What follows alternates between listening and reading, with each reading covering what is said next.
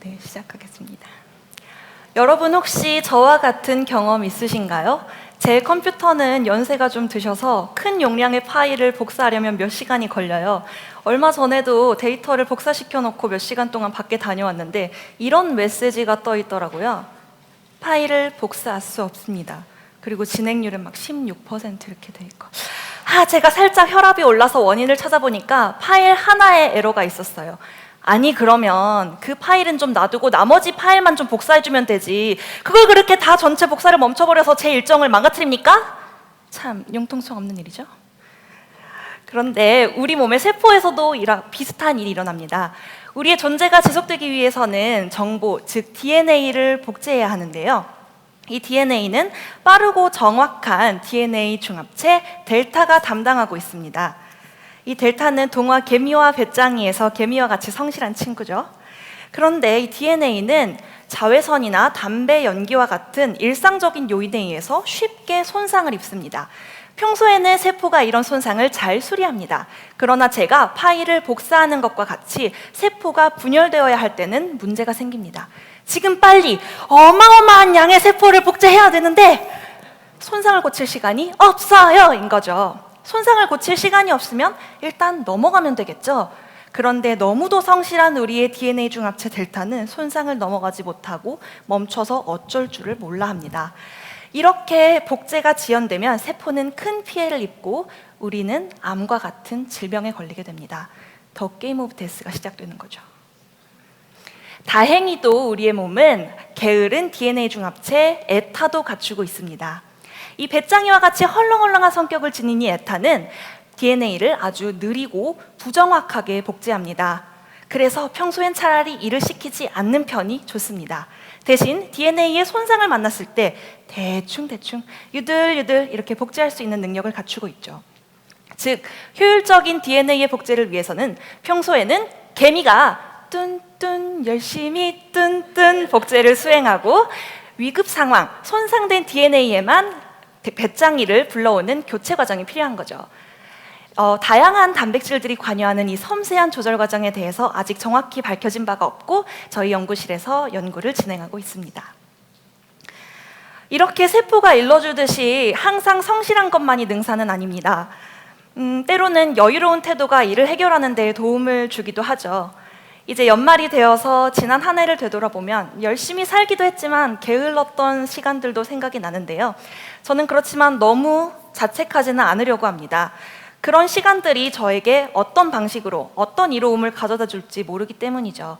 여러분들께서도 정말 바쁜 세상을 살고 계시지만 여유로움을 보다 마음 편히 즐겨주셨으면 좋겠습니다. 감사합니다.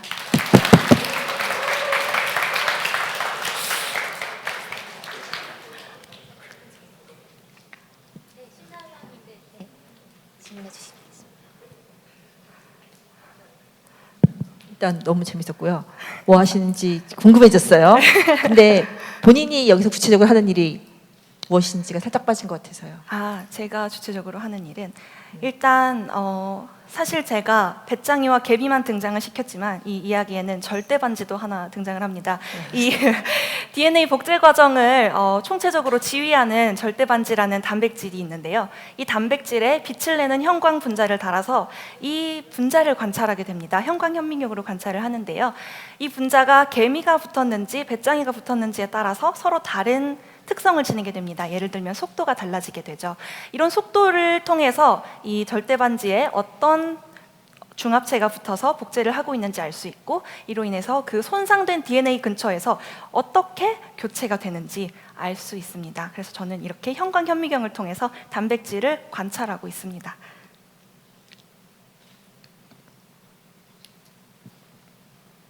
그 핵심이 되고 있는 그 중합체 역할의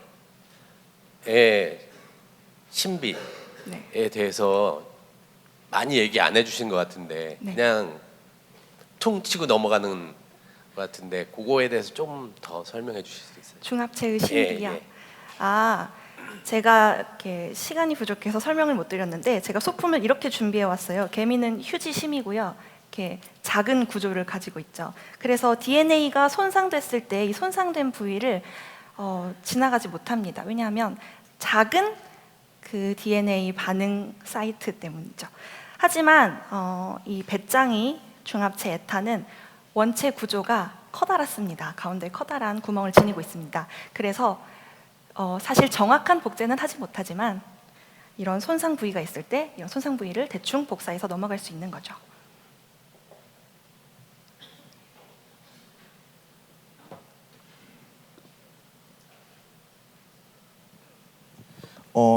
듣다 보니까 궁금해진 게 두 가지가 있었는데요. 첫 번째는 그 폴리머라이즈 델타 작은 애에서 큰 애로 넘어가게 되잖아요. 네. 막히면은 이제 저 친구가 와서 해야 될 텐데 네. 어떨 때 그거를 알게 되는지 이제 그게 첫 번째 궁금하고요.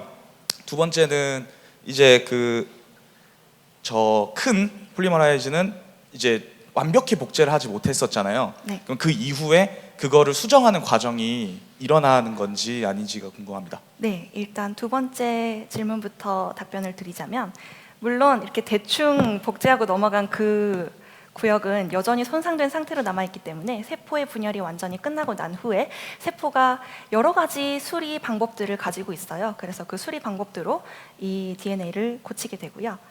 그 다음에 제가 어떻게 교체되는 것을 관찰할 수 있느냐는 말씀이신가요? 문제가 있는 걸 어떻게 알고 단백질의 입장에서요. 네, 그게 참 신기한 일인데요. 이 단백질들이 뇌가 있는 것도 아닌데 어떻게 손상 부위에 뇌가 막혀 있다, 배짱이를 데려와라 할 수 있는지가 아직은 그렇게 정확하게 밝혀져 있지 않습니다. 그렇지만 여러 가지 단백질들이 관여하고 있는 건 알고 있고요. 그래서 그 해당 단백질들을 가지고 연구를 하고 있습니다. 네, 감사합니다. 네, 첫 번째 순서인데도 정말 잘해주신 것 같아요. 부가연님께 다시 한번 큰 박수 보내드릴까요?